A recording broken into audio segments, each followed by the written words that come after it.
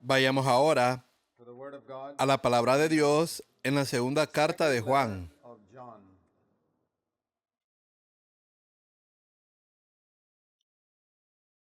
La segunda carta de Juan es una carta muy breve.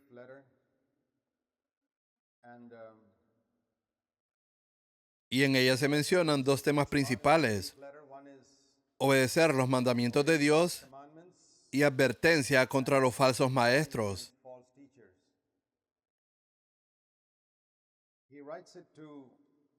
Juan la dirige a lo que él llama aquí la señora elegida y sus hijos.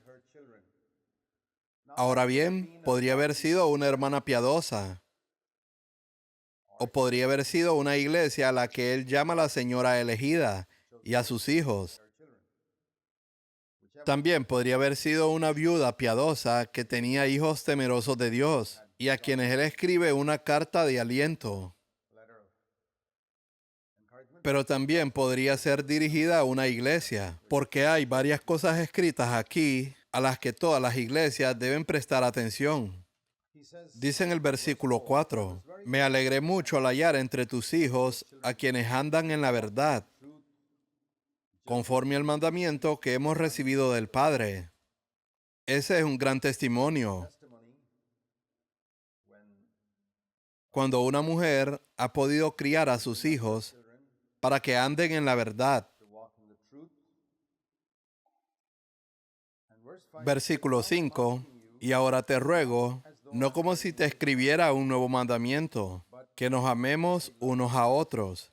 Este es el tema principal de Juan, el amor. Se nota en todos sus escritos, incluso en el Evangelio de Juan. Y como mencioné, Juan está mirando el declive del cristianismo y cómo todo se ha desmoronado en la mayoría de los lugares, con muy pocas iglesias defendiendo la verdad. Incluso en Apocalipsis, capítulo 2 y 3, leemos que de 7 iglesias, solo 2 defendían la verdad. Y Juan pudo ver la causa del fracaso. Estas cartas fueron escritas por un hombre inspirado por el Espíritu Santo para rectificar los problemas en estas iglesias. Pedro salió e hizo evangelismo. Pablo salió y edificó esas iglesias. Juan, al final del primer siglo, corrige muchas cosas erróneas y les da un énfasis adecuado. Él dice, estas son las cosas que deben enfatizar: amarse unos a otros, no comprometiendo la verdad. Él habla mucho acerca de andar en la verdad y amarnos unos a otros. No comprometer la verdad y amar, sino andar en la verdad y amarse unos a otros. Versículo 6, y este es el amor, que andemos según sus mandamientos. Versículo 7, porque muchos engañadores han salido al mundo, quienes no confiesan que Jesucristo ha venido en la carne. Observa de nuevo el énfasis: obedecer los mandamientos, amarnos unos a otros y confesar que Jesucristo vino en la carne. Incluso en una carta tan corta, él resalta estos 3 puntos. Eso nos enseña cuán importantes son estas 3 cosas. Debemos enseñar a las personas a obedecer los mandamientos de Dios, a amarse unos a otros, y debemos enseñar que Jesús vino en un cuerpo humano, vino en carne, fue tentado como nosotros, pero no pecó. Eso fue algo maravilloso. Y él dice que una persona que no confiesa eso es el engañador y el anticristo. Verso 7. Ahora bien, hay 2 verdades acerca de Jesús que debemos confesar. Una es que Él es Dios y la otra es que Él es hombre. O como dice la Biblia en 1 Corintios 12, verso 3, nadie puede decir, Jesús es el Señor, sino por el Espíritu Santo. Jesús es el Jehová del Antiguo Testamento. La Biblia también dice en 1 Juan 4, verso 2, en esto conocen el Espíritu de Dios, todo espíritu que confiesa que Jesucristo ha venido en carne, que Jesucristo es Dios del Antiguo Testamento y que Jesucristo vino en la carne. Ambas verdades son importantes. Pero observa que el apóstol Juan enfatiza más la segunda. ¿Por qué? En todas nuestras iglesias confesamos que Jesucristo es Dios, que Él es el Jehová del Antiguo Testamento. Hay ciertos grupos de sectas que no creen eso. Olvidémonos de ellos. Miremos a nosotros mismos. ¿Cuál es nuestro problema? Nuestro problema es que no enfatizamos lo suficiente que Jesús vino en la carne. Nos hemos vuelto tan ciegos a eso que cuando alguien habla de ello, pensamos que es herejía. ¿Pueden imaginar cuán ciegos nos hemos vuelto? Juan dice, si un hombre confiesa que Jesús vino en la carne, esa es la marca del Espíritu Santo. Pero un hombre que no lo confiesa es llamado engañador y el anticristo. Pero muchos cristianos se han alejado tanto de esta verdad que piensan que el que confiesa que Jesús vino en la carne es quien tiene el espíritu del anticristo. Este es el estado del cristianismo de hoy, exactamente como estaba al final del primer siglo. Si quieres predicar la palabra profética de Dios al cristianismo descarriado de hoy, ¿sabes qué es lo que debes predicar? Lee las epístolas de Juan. Obedezcan los mandamientos de Dios, ámense unos a otros y confiesen que Jesús vino en la carne. Así que no tienes excusa para tu pecado. Él fue tentado como tú y yo, y no pecó.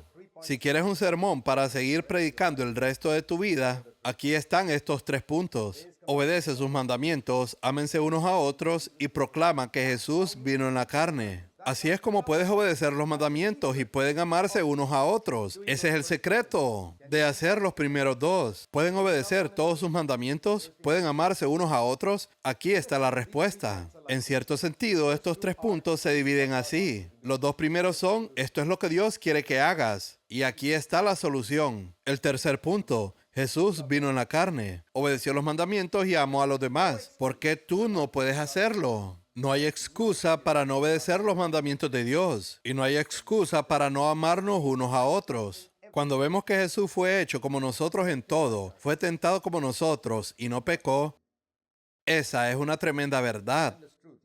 ¿Por qué Dios permite que entren engañadores en el cristianismo y prediquen contra esta verdad? Porque esa es la única manera en que nuestros sentidos de discernimiento pueden afilarse. Y así es como podemos madurar. Por ejemplo, hoy en día muchos exámenes se realizan con preguntas de opción múltiple. Debajo de la pregunta habrá 4 respuestas, de las cuales debes escoger la correcta. Y 3 de esas respuestas son incorrectas. Ese también es el propósito del engaño en el mundo. 1 es correcta y 3 son incorrectas. Y el Señor dice, escoge la correcta. Supongamos que tienes un examen en el que solo te ponen la respuesta correcta. ¿Tendrás que discernir algo? Todos sacarían 100, porque solo está la respuesta correcta. Y nadie usaría el discernimiento. No sabrías quién tiene discernimiento, quién aprobó, quién estudió y quién no. Así que en cada examen ponen opción múltiple, con 4 respuestas y solo una de ellas es correcta. De esa manera discernimos, y algunas de esas respuestas son muy parecidas. Tomemos un examen de matemáticas como ejemplo. ¿Cuánto es 2 más 2? ¿Es 3 y medio? ¿Es 4? ¿Es 4 y un cuarto? ¿Es 3 y 3 cuartos? Las respuestas son muy parecidas. ¿Cuál es la respuesta correcta? Es 4. Correcto. 2 más 2 es 4. De la misma manera, en otras preguntas más complicadas sobre ciencia, física y química, encontrarás opciones múltiples y las respuestas serán muy similares. En las preguntas de historia, sus respuestas también son muy similares. Así que realmente necesitas conocer todos los temas de cada materia para saber cuál de esas 4 es la respuesta correcta. Del mismo modo, Dios permite engaño en la iglesia. Hay 100 enseñanzas diferentes sobre cualquier tema en el cristianismo, pero solo una de ellas es la correcta. Las otras 99 son incorrectas, y el Señor dice, escoge la correcta. Algunas de las 99 enseñanzas incorrectas parecen ser correctas, pero quien tiene discernimiento reconocerá cuáles son incorrectas. ¿Tú puedes hacerlo? Claro que sí. Los que aman la verdad no serán engañados, como leemos en 2 de Tesalonicenses 2, versos 10 y 11. Así que Dios ha permitido que los engañadores vengan al mundo. Y si has visto que Jesús vino en la carne, según el verso 7, no serás engañado. ¿Por qué? Yo personalmente he encontrado que esta es la respuesta para protegerme del engaño. Les hablé de las campañas de sanidad. ¿Cómo sé si un predicador y sus métodos de sanidad son bíblicos o no? No tengo que comprobarlo consultando 2000 versículos. Solo digo una cosa. Jesús vino en la carne. Esa es mi respuesta. Y podrás decir, ¿cómo es esa la respuesta? Jesús en la carne sanó a miles de personas. Compara a ese predicador y sus métodos con Jesús en la carne. Inmediatamente puedes saber si es de Dios o no. Por ejemplo, un predicador que pide dinero todo el tiempo en sus reuniones. ¿Cómo sé si es un engañador? No necesito consultar 25 versículos. Recuerden, Jesús vino en la carne. Solo me pregunto, ¿acaso Jesús andaba pidiendo dinero? Y obtengo la respuesta de inmediato. O aquí hay otro predicador que dice, si realmente crees en Dios, serás financieramente rico. Y se pone a citar varios versículos de la Biblia y termina confundiendo a los creyentes jóvenes. ¿Cuál es la respuesta? Jesús vino en la carne. ¿Acaso Jesús en la carne enseñó alguna vez de prosperidad financiera? La respuesta es no. Ningún engañador en el mundo puede engañarte una vez que has visto y entendido que Jesús vino en la carne. Jesús es mi diccionario. Cuando no conoces una palabra, ¿qué haces? Vas al diccionario, buscas el significado y aunque pienses que significaba otra cosa, dices, bueno, debo estar equivocado. El diccionario tiene la razón. ¿Por qué no adoptas el mismo método cuando vas a las Escrituras? Vemos tantas cosas sucediendo hoy en nombre del cristianismo. No sabemos qué es correcto y qué es incorrecto. Mejor ve al diccionario, es decir, a la palabra hecha carne, a Jesús revelado en las Escrituras. Voy a los evangelios, miro lo que está ocurriendo en el cristianismo y digo, eso no viene del Espíritu Santo. Así que cuando vemos a gente hoy cayendo al suelo, riendo, rugiendo como leones y ladrando como perros, diciendo que es el Espíritu Santo, no tengo que criticarlos, ni tengo que confundirme. Pero déjame revisar. Cuando Jesús vino en la carne, se acostó y se rió en el suelo y rugió como un león. Obtengo la respuesta de inmediato. No necesito conocer las Escrituras. En el primer siglo, la mayoría de los cristianos no tenían una Biblia. ¿Lo sabían? Pero ellos sabían que Jesús vino en la carne, y esa es la respuesta a toda doctrina errónea. En el versículo 8, Juan nos advierte, tengan ustedes cuidado para que no pierdan lo que hemos logrado, sino que reciban abundante recompensa. ¿Sabes? Puedes perder tu recompensa al ser desviado por todos estos engaños en el cristianismo actual. Mis queridos hermanos y hermanas, les digo esto después de haber servido al Señor durante 40 años. La respuesta es, Jesús vino en la carne. Mírenlo y considérenlo, y nunca se equivocarán. No tienen que criticar a esos hombres ni tienen que juzgarlos. Dios los juzgará a ellos después de que mueran. Nosotros los dejamos en paz, pero no los seguimos y no están manifestando al Dios que Jesús manifestó en carne.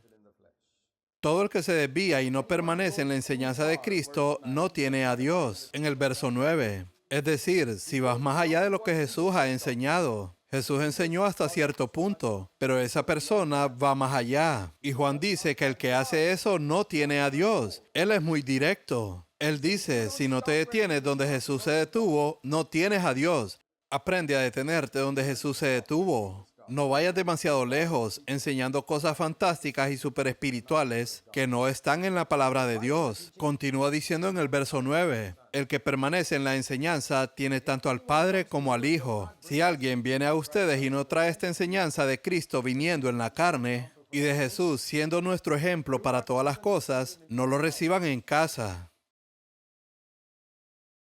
Cuando vienen a mí los testigos de Jehová, quienes no creen que Jesucristo sea el Dios Todopoderoso, Jehová en el Antiguo Testamento, yo sé que no puedo convencerlos, porque lo he intentado muchas veces. Normalmente hablo con ellos en la puerta, muy amablemente. Algunos tratan de darme un libro y después de dármelo dicen que cuesta tanto. Yo les respondo, no, gracias. Y mejor les doy un pequeño folleto que no cuesta nada. Les digo, por favor, tómenlo y léanlo. Y nunca regresan. Les he dicho, conozco todo sobre su doctrina. Lo siento, pero no estoy de acuerdo con ustedes. Y sé que no serán convencidos por ningún argumento. No los recibo en mi casa ni les saludo diciendo, Dios los bendiga, porque Dios no puede bendecirlos cuando deshonran al Señor, pues el que los saluda participa en sus malas obras. Verso 11. Manténganse firmes por el Señor en estos días de engaño. Ten cuidado de los líderes de sectas. No pienses que es amor al prójimo el mostrar hospitalidad a tales engañadores. Y en los días de Juan, la hospitalidad era que las personas se quedaran a dormir y al siguiente día se les encaminaba. Pero hoy no debemos hacer eso. Verso 12. Aunque tengo muchas cosas que escribirles, espero estar con ustedes y hablar cara a cara para que nuestro gozo sea completo. Ahora vamos a la tercera carta de Juan. Esta carta nos habla de un anciano bueno y un anciano malo. El anciano bueno es Demetrio, versículo 12. Y el anciano malo es Diótrefes, versículo 9. Y esta carta está escrita a un hermano llamado Gayo, a quien yo amo en verdad, verso 1. El versículo 2 ha sido mal citado por muchas personas en el último siglo, como si enseñara el evangelio de salud y prosperidad. Parece que así fuera, ¿verdad? Versículo 2. Amado, mi oración es que seas prosperado en todas las cosas y que tengas salud, así como prospera tu alma. A partir de ese versículo, mucha gente dice, ven, la Biblia enseña prosperidad y sanidad.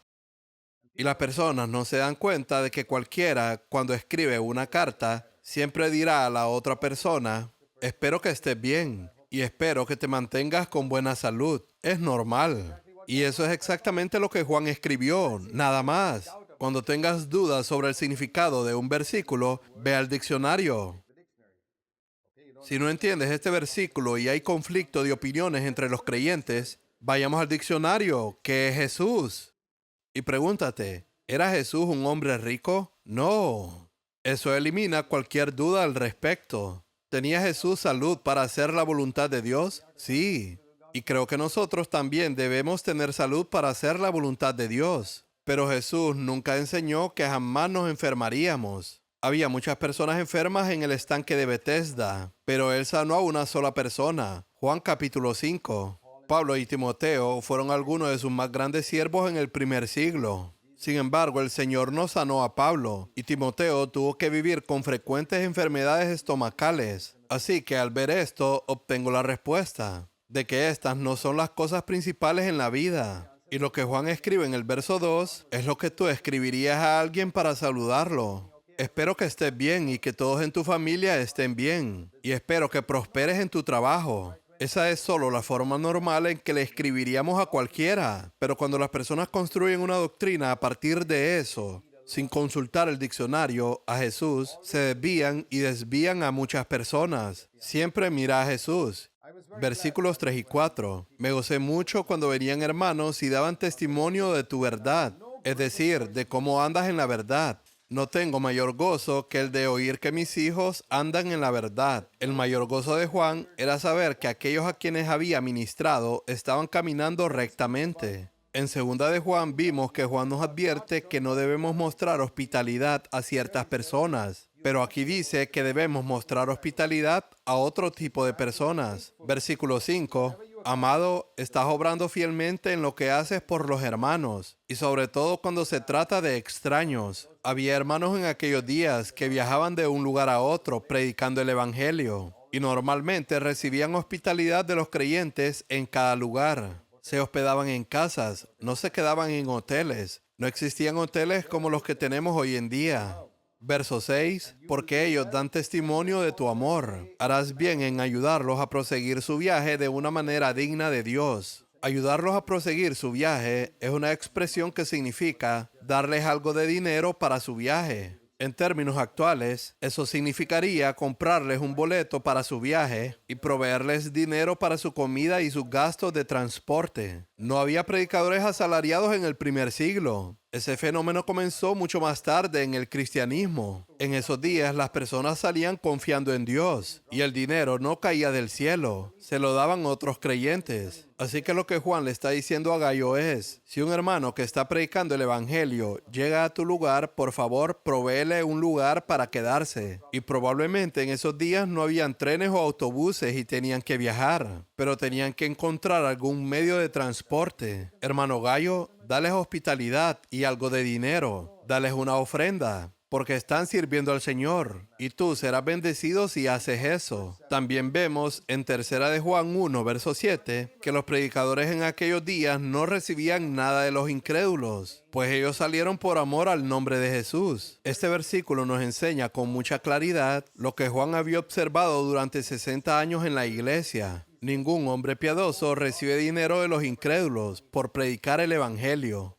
Como es hoy, en las campañas evangelísticas, los predicadores llaman a los incrédulos para escuchar el evangelio, pero sacan una bolsa de ofrendas delante de ellos como diciéndoles, antes de escuchar el evangelio, mejor paguen. ¿Debe un incrédulo pagar antes de oír el evangelio? ¿Y para qué se está recogiendo el dinero? El predicador dice, para sostener la obra del Señor. ¿Se supone que los incrédulos deben sostener la obra de Dios? Esto es lo que está pasando. Esto es Babilonia. Esto no es Jerusalén.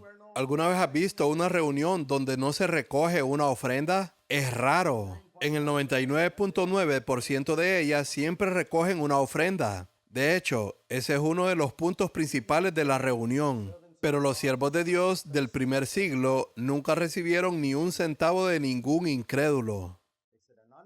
Dar para la obra de Dios es un privilegio y un honor reservado únicamente para los hijos de Dios. Nadie más tiene ese privilegio. Y no vamos a dar ese privilegio a nadie más. Ningún incrédulo podrá presentarse ante Dios en el día final diciendo que Él me apoyó con dinero. No. En ocasiones han enviado dinero a nuestra iglesia y cuando sabemos que el remitente es incrédulo, hemos devuelto su dinero amablemente. O en otras ocasiones, hemos comprado libros cristianos con ese dinero y se los hemos enviado como obsequio, de modo que ni un centavo de ese dinero sea usado para la obra de Dios. Debemos ser sabios en este asunto. Dios tiene suficiente dinero entre su pueblo para realizar su obra. Él no quiere el dinero del diablo para hacer su obra. ¿Crees que aquellos que no han nacido de nuevo son hijos del diablo? ¿Acaso un país recibe dinero de un enemigo para combatir a ese enemigo? ¿Has oído alguna vez de algo así? Pero eso es exactamente lo que muchos predicadores insensatos están haciendo. Le dicen a un incrédulo que es un hijo del diablo y luego le dicen, por favor, dame tu dinero para que pueda librarte del diablo. ¿Qué es esto? Es un engaño y lo practican todas las denominaciones del cristianismo, incluso entre los grupos fundamentalistas y evangélicos. No tienen conocimiento sobre los principios bíblicos acerca del uso del dinero. Van y estudian en institutos bíblicos, pero no han leído 3 de Juan capítulo 1, verso 7. Nunca debemos recibir dinero de los incrédulos. Ellos no tienen derecho a apoyarte y no tienen derecho a apoyar la obra de Dios. Si te ofrecen dinero, diles amablemente, Dios te bendiga, hermano. Dios salve tu alma, pero no quiero tu dinero. Como Eliseo rechazó el dinero de Naamán. Eliseo dijo, vive el Señor delante de quien estoy. No aceptaré nada. Llévatelo de regreso a Siria. Pero Giezi lo tomó. Y por eso vemos que la mayoría de los obreros cristianos hoy en día son como Giezi. Y por eso no son profetas de Dios. Los Eliseos, de los cuales hay muy pocos hoy en día, no harán eso. Juan entonces escribe acerca de Diótrefes, el mal anciano. Escribía algo a la iglesia, pero Diótrefes, a quien le gusta ser el primero entre ellos, no acepta lo que decimos. Es posible que un anciano comience como una persona muy humilde y poco a poco llegue al punto en que quiere ser un gran hombre y ni siquiera acepta lo que dice un apóstol. Estoy seguro de que en los primeros días, cuando Diótrefes era un joven hermano desconocido, escuchaba a Juan, pero a medida que su ministerio se desarrolló, empezó a pensar, ¿quién se cree Juan? Yo también soy un hombre de Dios. Dios me ha usado. He establecido una iglesia. Ya no necesito escuchar a Juan. Y esa fue la ruina de Diótrefes.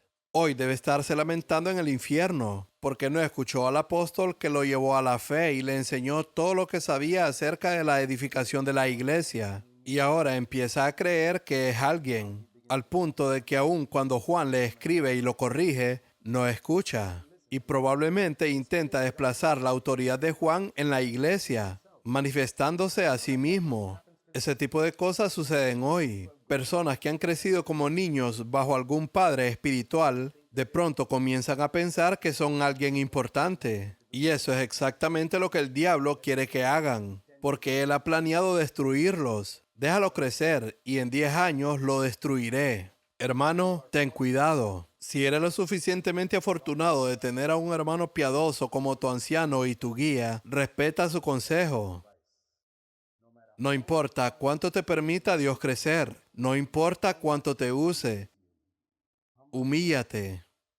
Aunque ese hermano no te imponga su autoridad, porque es un hombre tan bondadoso y piadoso. Tú serás el perdedor si no te humillas para aceptar su consejo. Serás como Diótrefes. Por esta razón, verso 10, si voy, llamaré la atención a las obras que hace. Juan no tenía miedo de exponer a los ancianos arrogantes, acusándonos injustamente con palabras maliciosas. Incluso Juan, el hombre más santo sobre la tierra en ese tiempo, fue acusado por la gente. Si quieres servir a Dios, serás acusado injustamente con palabras maliciosas por otros. Si acusaron a Juan, ¿por qué no a ti o a mí?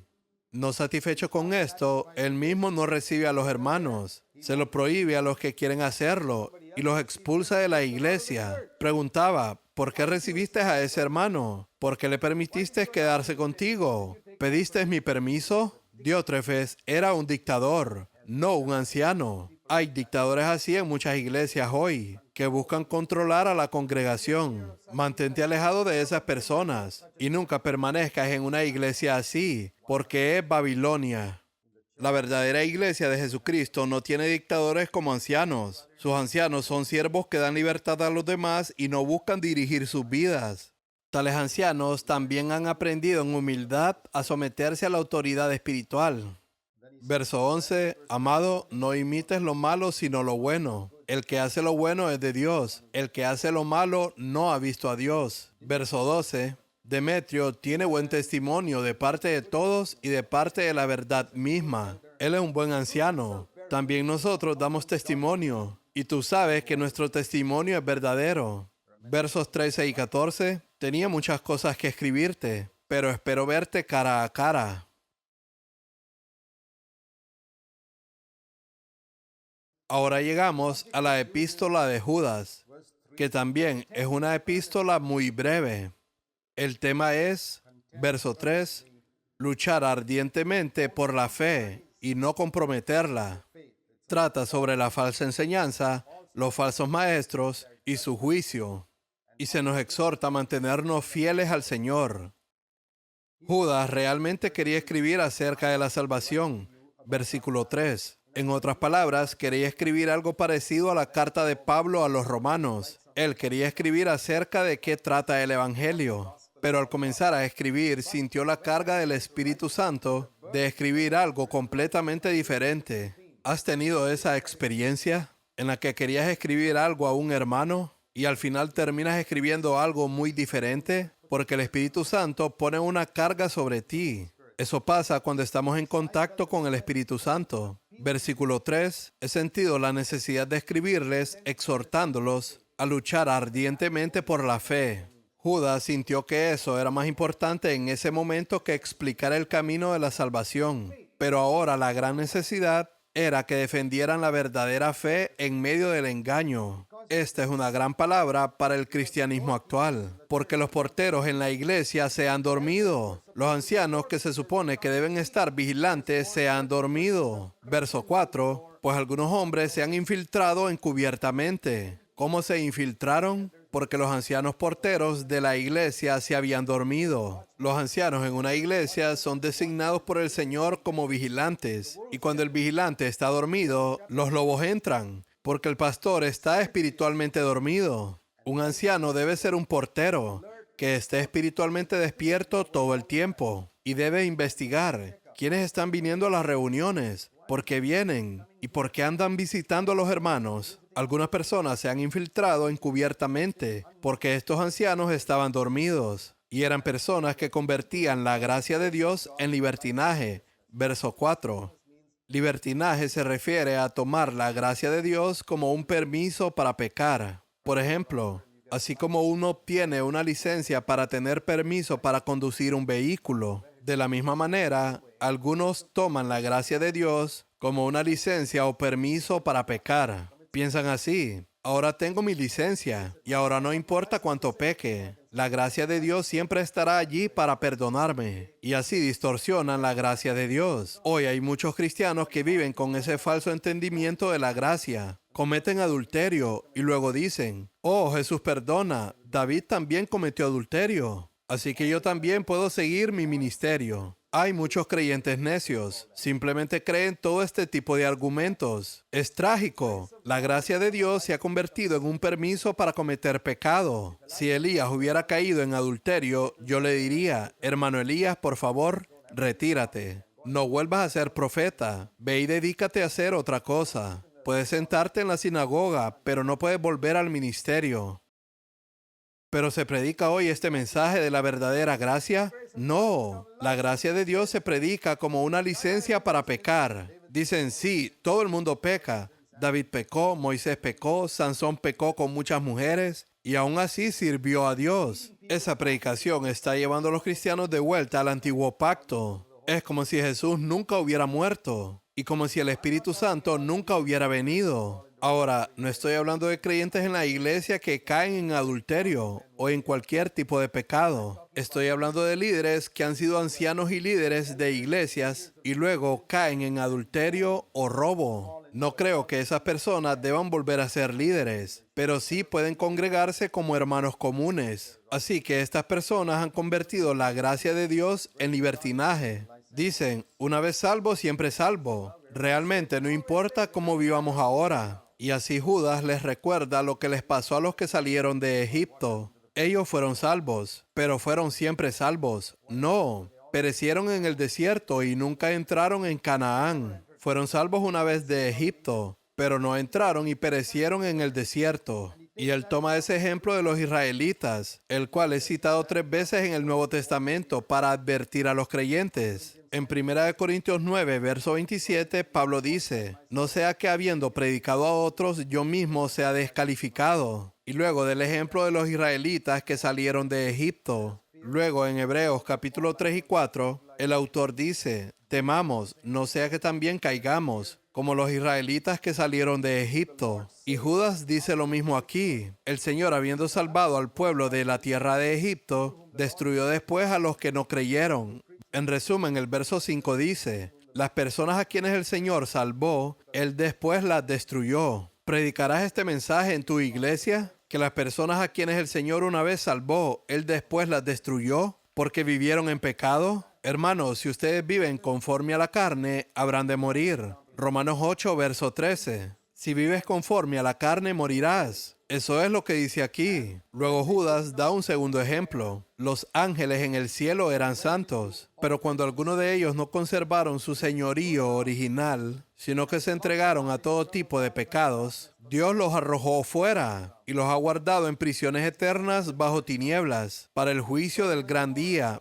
Luego Judas da un tercer ejemplo en el verso 7. Así también Sodoma y Gomorra se entregaron a todo tipo de inmoralidad y pensaron que escaparían. El ángel vino a advertirles, pero no quisieron escuchar. ¿Cuál fue el resultado? Fueron juzgados y son expuestos como un ejemplo. Todos estos son ejemplos de aquellos a quienes Dios juzgó en tiempos del Antiguo Testamento. Pero a pesar de todas estas advertencias, los falsos maestros que convirtieron la gracia en licencia para pecar, siguen viviendo sus vidas, contaminan la carne y rechazan la autoridad. Verso 8. Otra característica más de quienes viven según la carne es que rechazan la autoridad espiritual. No quieren tener a nadie sobre ellos y no se someten a nadie. Puede que en algún tiempo sí se sometieran, pero ahora se consideran personas importantes. Y el diablo los está preparando para su ruina. Verso 8, rechazan la autoridad y blasfeman las majestades angélicas. Incluso se burlan del diablo. Quiero decirte algo, nunca te burles del diablo. Repréndelo, resístelo, opóntele, lucha contra él. Todo eso está bien. Ordénale que huya en el nombre de Jesús, pero no te burles de él. Eso no es correcto. Dice el verso 9, pero ni aun el arcángel Miguel, cuando contendía disputando con el diablo sobre el cuerpo de Moisés, se atrevió a pronunciar un juicio de maldición contra él, sino que dijo, el Señor te reprenda. Versículo 10, pero estos maldicen lo que no conocen y lo que por instinto comprenden. Se corrompen como animales irracionales. Cuando las personas convierten la gracia de Dios en pecado, se vuelven como animales irracionales que siguen sus instintos naturales. Si su cuerpo tiene pasión por el sexo, simplemente la siguen. Son como animales. Así es con mucha gente que no conoce la gracia de Dios. Son como animales. Un hombre de Dios debe ser diferente. Por ejemplo, vemos en el mundo cómo tantos hombres van detrás de una mujer bonita. ¿Has visto en la carretera muchos perros persiguiendo a una perra? Es exactamente lo mismo. No hay diferencia. Y si alguno de esos hombres dice ser creyente, oh, ¿qué tipo de creyentes son? Son animales irracionales siguiendo sus instintos. He visto eso a veces y me recuerdan a los perros. Judas dice, ay de ellos, que caiga una maldición sobre ellos. Verso 11. Tales personas no deberían tomar el nombre de Cristo. Primero deberían dejar de afirmar que son cristianos. Entonces podrán hacer lo que quieran y comportarse como animales. Pero si dices que eres una persona piadosa y tomas el nombre de Jesús, tienes una responsabilidad de no seguir tus pasiones y tus instintos. Luego, Judas da otros 3 ejemplos del Antiguo Testamento: Caín, Balaam y Coré. ¿Cuál fue el problema de Caín? Estaba celoso de su hermano Abel, sobre cuyo sacrificio Dios había enviado fuego. ¿Estás tú celoso de un hermano quizás más joven que tú, en cuya vida y ministerio ves un fuego y una unción de parte de Dios? Puedes incluso estar celoso de alguien mayor que tú, pero si es alguien más joven que tú, sería muy difícil no estar celoso de él, a menos que seas un hombre piadoso. ¿Sabes? Cada vez que tienes celos del ministerio de alguien es porque no lo amas. Si tú eres el líder de una iglesia y un hermano más joven está ungido, es ferviente y va progresando espiritualmente, si tienes celos de él, estás en comunión con el diablo. Si eres un hombre piadoso, lo animarás diciendo, hermano, sigue adelante. Déjame sentarme para que tú hables. Tú eres el que tienes la unción. Los celos vienen cuando no hay amor. Piensa en un padre que es agricultor, sin educación, cuyo hijo va a la universidad y obtiene un título. El padre va a la graduación y ve a su hijo recibiendo el diploma. Este padre sin educación, ¿está celoso de él? ¿Sí o no? ¿Por qué? Porque este joven que tiene la mitad de su edad ha obtenido un título y el padre no. ¿Cómo es que no está celoso? Porque es un padre. ¿Por qué tú, siendo anciano, estás celoso de alguien en tu iglesia? Porque no eres un padre, eres un bebé. Esa es la razón. Muchos ancianos son bebés. Un padre nunca tendrá celos. Es imposible. Nunca he visto a un padre celoso de un hijo que lo ha superado. Él lo animará a ir aún más lejos. Hijo, debes obtener la maestría y el doctorado. Debes ir mucho más allá que yo. He visto a barrenderos educar a sus hijos, pero rara vez en mi vida he visto a un anciano así. Casi nunca. He visto a ancianos sentados en sus tronos, vigilando a aquel hermano ungido y dicen, oh, él es una amenaza para mí, tengo que hacerle la vida miserable. ¿Dónde están los padres? ¿Dónde están las madres? Esa es la tragedia en el cristianismo de hoy. Si eres verdaderamente un hombre piadoso, te alegrarás cuando veas jóvenes levantándose y tomar tu ministerio, teniendo mayor unción que tú. Y dirás, gloria a Dios, hermano, tú debes hablar. Yo quiero guardar silencio, tú tienes la unción. Sigue adelante y habla. Si quieres ser un anciano piadoso, sea así. Caín no fue así. Y te digo que la mayoría de líderes cristianos están siguiendo el camino de Caín, incluso en asambleas del Nuevo Testamento. Son celosos.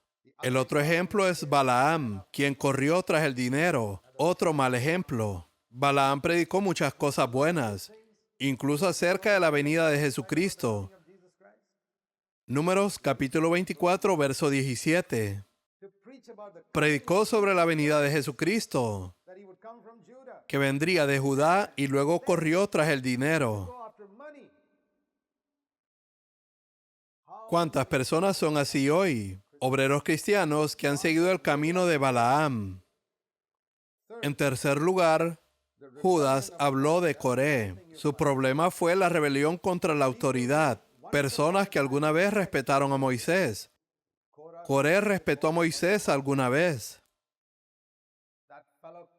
Ese hombre, Coré, había perecido como esclavo en Egipto. Dios nunca lo consideró apto para ser líder de Israel. Pero Dios usó a Moisés, quien liberó a Coré de la esclavitud. Moisés lo animó e incluso le dio una posición de cierto liderazgo. Pero esto se le subió a la cabeza a Coré y comenzó a desafiar a Moisés. ¿Y qué le pasó? La tierra se abrió y se lo tragó. Él estaba celoso de Moisés.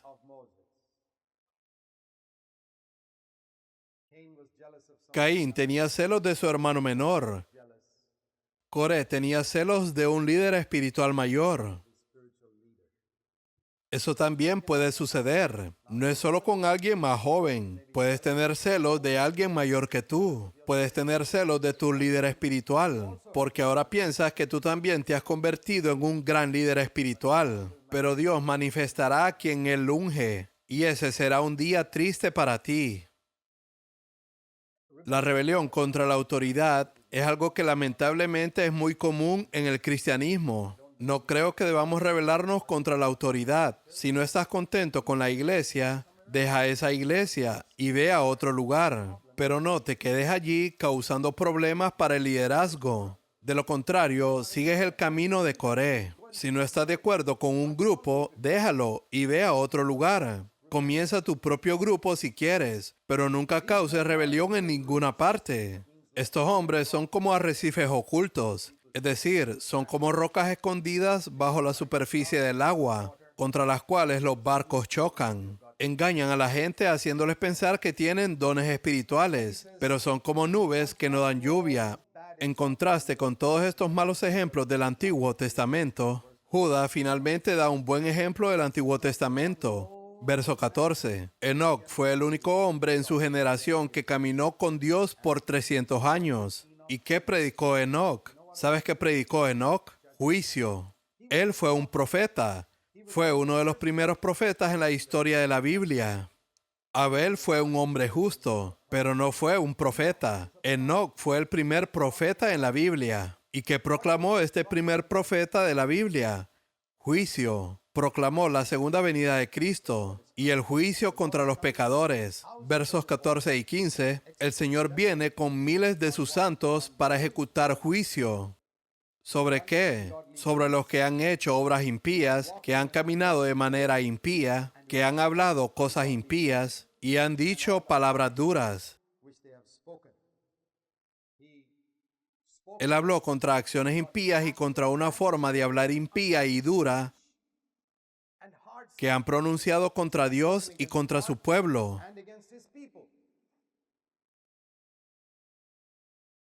Así que vemos que Enoc era un hombre que hablaba sin temor, igual que Noé. Noé fue otro profeta. ¿Qué predicó? Predicó juicio. ¿Qué predicó Jeremías? Juicio. ¿Qué predicó Isaías? Juicio. ¿Qué predicó Nahum? Juicio. ¿Qué predicó Jonás? Juicio. ¿Hubo algún profeta que no hablara del juicio? Juicio contra el pecado. Dios te va a castigar por tu pecado. ¿Cuántos profetas tenemos hoy? Muy pocos. No es un tema popular, pero no es porque Dios no lo quiera. A menudo he pensado así: Señor, la India es uno de los países más grandes del mundo, después de China. Y siendo casi el país más grande del mundo, ¿es posible que de 1.000 millones de personas no envíes profetas a la iglesia? ¿Cómo puede ser? ¿No amas este país?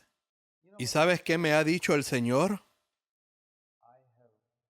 He llamado a muchos jóvenes para que sean profetas de este país, pero la mayoría se desviaron corriendo tras el dinero, casándose con mujeres equivocadas o uniéndose a alguna organización. Y yendo tras esto y aquello, se pierden mi voluntad, pero no es porque no haya levantado profetas. ¿Es posible que Dios tenga un plan para alguno de ustedes de ser una voz profética en este país?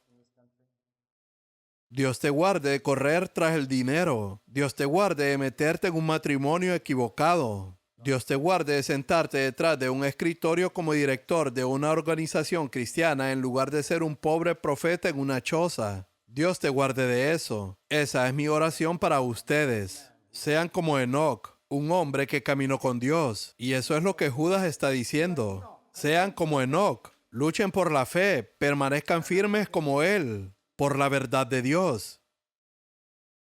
Estos son murmuradores que andan tras sus propias pasiones. Hablan con arrogancia, adulando a la gente. Verso 16. Enfréntense a los predicadores que adulan a la gente para obtener algún beneficio personal. No sean como ellos. Acuérdense de las palabras que antes fueron dichas por los apóstoles de nuestro Señor Jesucristo, quienes les decían: en los últimos tiempos habrán burladores que irán tras sus propias pasiones impías. Estos son los que causan divisiones, como Coré lo hizo. Son individuos mundanos que no tienen el Espíritu, pero que aún así hablan sobre los dones del Espíritu, sin el Espíritu Santo. Pero ustedes, amados, edificándose en su santísima fe, orando en el Espíritu Santo. Judas concluye con una serie de maravillosas exhortaciones. Ustedes, amados, edificándose en su santísima fe, orando en el Espíritu Santo, consérvense en el amor de Dios. Conservarse en el amor de Dios significa permanecer siempre seguro de que Dios te ama. Nunca lo dudes. Cuando Pedro iba a negar al Señor, el Señor le dijo: no estoy orando para que no caigas, Pedro. Estoy orando para que cuando caigas, tu fe no falle. Tú y yo podemos caer, pero cuando caigas, no permitas que tu fe falle. ¿Sabes qué significa eso? Cuando toque fondo en tu vida, recuerda una cosa: que Dios todavía te ama. Como el hijo pródigo, en un país lejano, habiéndolo perdido todo, recordó una cosa: que su padre aún lo amaba. Recuerden eso, hermanos y hermanas. Consérvense en el amor de Dios. Y cuando vivas en esa seguridad del amor de Dios, ¿sabes qué pasará? Ese amor llenará tu corazón de tal manera que podrás amar también a otras personas. Porque Dios te amó cuando estabas en el pecado, y tú comenzarás a amar a otros que también están en pecado. Cuando te conservas en el amor de Dios, el Señor te guardará de caer. Verso 24. Mira estos dos versículos juntos. Tú te conservas en el amor de Dios, y Él te guardará de caer en pecado. ¿En qué te conservarás a ti mismo? No puedes evitar caer. Es imposible. Tú te conservas en el amor de Dios, y Él te guardará de caer. Al principio, como Pedro, puedes caer algunas veces, pero llegará un momento en que verás que al haberte humillado, al dejar de ser arrogante contra otras personas, Al dejar de tener celos de otros, al comenzar a ocuparte de tu propia salvación y a edificarte a ti mismo en la fe, al empezar a orar en el Espíritu Santo y a permanecer en el amor de Dios, Él te guardará de caer. El versículo 24 es una promesa maravillosa. Con esta actitud debemos dedicarnos a la evangelización. Verso 23. Esta es la manera de hacer evangelismo, y no cualquier evangelismo, sino rescatar a los que se han apartado. Verso 23. Sálvenlos arrebatándolos del fuego, y de otros tengan misericordia con temor, aborreciendo aún la ropa contaminada por la carne. Eso significa que no debe haber ni un rastro de pecado. Judas nos advierte de ser cuidadosos cuando buscamos sacar a los pecadores del fuego, para que nosotros mismos no seamos contaminados por su pecado. Jesús era amigo de pecadores, pero nadie podía contaminarlo con pecado. Cuando vayas a salvar pecadores, no permitas que tu propia vestidura se manche por la carne, por sus hábitos impuros. Debes vigilarte y cuidarte cuando te mezcles con pecadores. Por ejemplo, muchos creyentes pueden mantenerse santos cuando están en medio de personas piadosas, pero cuando visitan a sus parientes inconversos, incluso por una semana, retroceden y se contaminan. Empiezan a chismear con ellos y empiezan a hablar como ellos. ¿Sabes qué aconsejo a las personas cuando van a visitar a sus familiares inconversos? Algunos de ustedes son jóvenes y van a visitar a un tío o a una tía inconversa. Y saben que el pasatiempo favorito de la gente inconversa es hablar mal de otros. Entonces, te sientas ahí y empiezan a hablar mal de otras personas. Y tú no puedes levantarte y decirle a tu tío que se calle. Eso lo sabes. Entonces, ¿qué deberías hacer? Mantén tu vestidura sin mancha. Simplemente levántate tranquilamente y sal de esa habitación. Al día siguiente otra vez empezarán a chismear y tú tranquilamente te levantas y sales. En 2 o 3 días ellos captarán el mensaje, que a ti no te gusta escuchar todo eso. Y ese será tu testimonio. No le dijiste a tu tío que se callara, pero tuviste un testimonio silencioso. No quiero que mi vestidura se contamine con lo que está pasando aquí. Cuiden sus vestiduras, mis hermanos y hermanas. Cuando caminas por agua lodosa, cuán cuidadoso eres en levantar tus pantalones para que no se ensucien. No vas salpicando en agua sucia y lodosa. Cuando estés en medio de incrédulos, sé muy cuidadoso. Sácales del fuego, pero cuida que tu propia vestidura no sea contaminada. Y Él es capaz de guardarte de caer. Confía en Él en esa situación difícil, donde estés con incrédulos.